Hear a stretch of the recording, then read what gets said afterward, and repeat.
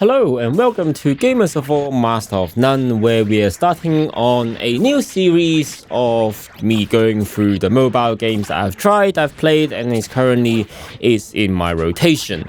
The first one of this is going to be SD Gundam G Eternal, and this is published by Bandai. And the first thing I can tell you is that you need a network connection to play, so unfortunately it's not offline. Even though if you have played any of the previous PlayStation or Nintendo versions of this, you can play it completely offline. There is a main story mode which includes a bunch of the stories in the Gundam timeline, starting from G to Z to ZZ. All the way to Char's counterattack is the latest one in the UC. In terms of alternate universes, it's got to halfway up to Seed Destiny, again halfway up of Witch for Mercury, and halfway of 00. And probably halfway through Iron Blooded Orphan as well. I'm not too familiar with that story. The halfway story does kind of annoy me a little bit because you're not getting kind of the full story experience. Like, Destiny kind of stops at where Shin defeated Kira in his freedom. There is one complete new storyline in here, which is the Gundam Seed Recollection, which happens between Seed and Seed Destiny. Other than that, it's like the normal Gundam story we've seen over and over and over again. For each of these series, you're going to get a development diagram which shows you all of the mechs you can get. And again, this is not completed. For a few of these, you see question marks over the place, which again is annoying. It's because the story hasn't got that far. Some of them isn't there, or we don't know what it is. So, example, Seed Destiny, the story only goes up to Shin defeating Kira in his impulse, but Destiny and Legend is already there in development. Every month, you're going to get a story event, where you get bonus story, materials, development units, gacha units, the whole lot. And you can always go back and rewatch them. I'm not sure about the events if you haven't participated in them, but so far I've seen Gundam Seed Astray, Stardust Memory, Thunderbolts, and the latest one, which was SD Legends. All of this is kind of abridged and condensed really heavily. Most of the time I just skip the stories because if I was interested, I would probably either read the novels or read the comic or watch the anime, but if I'm not interested, I'm not going to read the story from an SD game. That being said, playing the Gundam games is how I consumed a lot of the Gundam media. So I never actually watched Z or ZZ. I just kind of learned it from all of the games I've played. The gameplay itself is fairly straightforward. You essentially move your units around like chess pieces and you try and achieve your objective. Either that's defeating one specific suit, or you're trying to destroy all of the suits, or you're trying to stop some of the units from getting into a specific place, or trying to just survive a couple of turns. The options of gameplay is a little bit less than like the PSP games and the Nintendo games, and you only get one potential secret stage in each stage, whereas the older games you can get two, and the different conditions to trigger them as well is also more varied in those games. So you do have three types of unit. One is attacking unit, which is your damage dealer, a support unit which allows you to do an extra attack and grants debuffs to the enemy units, and the third one is a defense unit which can absorb some damage, so your main dealer can deal damage without taking any damage. There are also skills for the pilots as well, so they can either help with evading any damage, either increase attack or increase range, increase movement, all of that good stuff.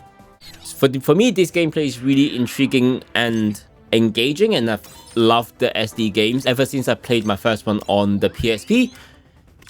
This one, because it's a mobile game, there's one feature that I'm on the fence about, and there's one feature I really don't like. The feature I'm on the fence about is autoplay. Now, this is great for when you're trying to blast through the story, when you just let it play itself, you're busy doing something else, you come back and it's just done. It's not the most intelligent autoplay, so for more difficult, so like the challenges, you're really going to have to switch back from going from auto to try and play it yourself, which in that aspect is great, but the other aspect is you miss a lot of the story, you're not really engaged in the early game content. You could play it yourself, but also if the option is there, human nature just tends to go for the easiest route.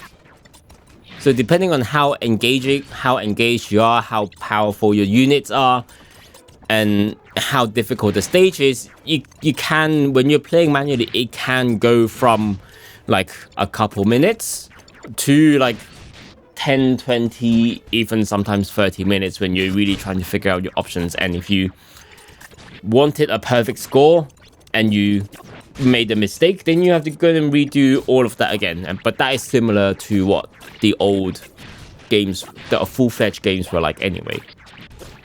This brings me to the feature I dislike the most on this, and this is Gatcha.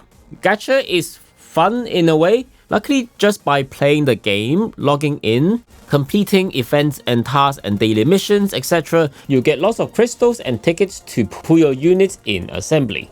Luckily for me, I did manage to get a bunch of URs, ultra rares, which complement really nicely with each other. And even though I haven't got one unit which is fully upgraded yet, I do have a couple of ultra rares which are 1-star or 2-star ascended already. Started my playthrough around 5 months ago, so all of the things I have done so far is free to play.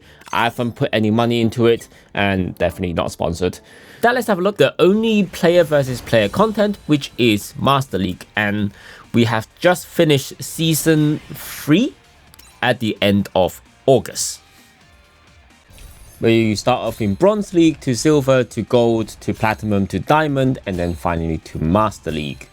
Each season there is a different boost where specific tags of unit is going to get a 50% boost in their abilities. So the majority of the good players, if they have the units, are going to use that. Because this is automated, all you just have to do is make sure you have a good matchup. And if you can't win against a particular opponent, you can try a different team composition or just switch around your opponents until you can win with your current team.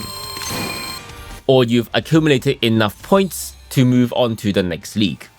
Each promotion is going to get you awards. At the end of the season, the higher up you are in the league and the higher amounts of points, the better the rewards you're going to get.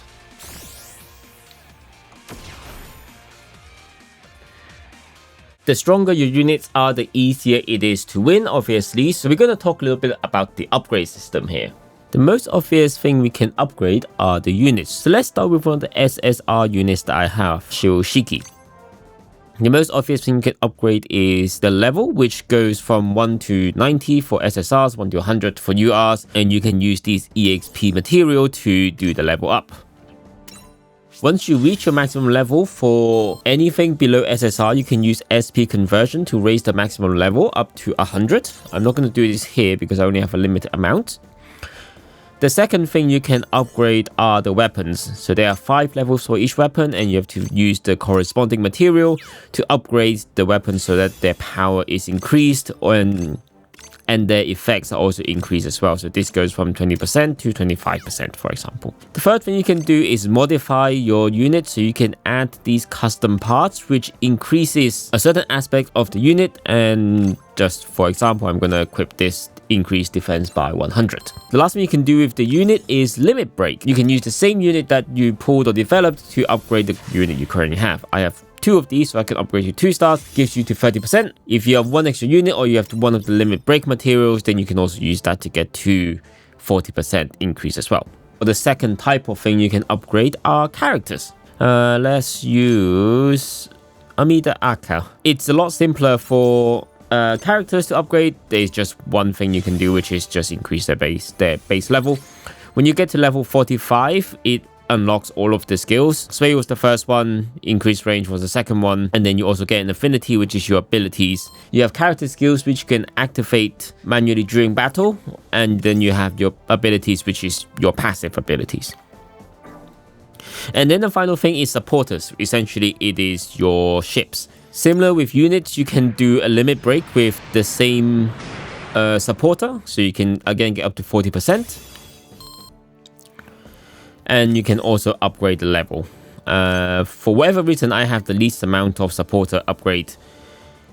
Each supporter also has 1 skill as well. So as I said before, this game is in my current rotation, but what I'm trying to do now is really just kind of clear through the events, and gathering materials to upgrade my units to clear Eternal roads, so mostly just pressing skip a bunch of times. To which I only have managed to complete one of the expert stages because either I don't have the right units or I haven't figured out the strategy yet. So hopefully this gives you a little bit of the insight towards the game. Like and subscribe if you like this kind of content and I'll do more. In the meantime, here are a few videos that you might enjoy, and I'll see you on the next video on Gamer as a 4 Master of None. Bye!